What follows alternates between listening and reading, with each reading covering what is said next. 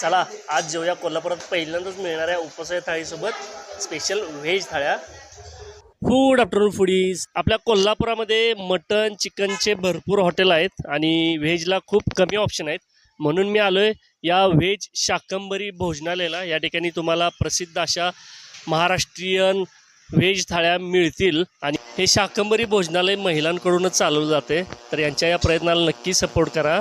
तर आपल्या कोल्हापूरमध्ये नॉनव्हेज जेवण प्रचंड प्रमाणात मिळते, पण व्हेजला कमी ऑप्शन आहे आणि ती कमतरता भरून काढली या शाकंभरी भोजनालय. आणि शनिवारी रविवारी तुम्हाला इथं स्पेशल मोदकसुद्धा मिळणार आहेत.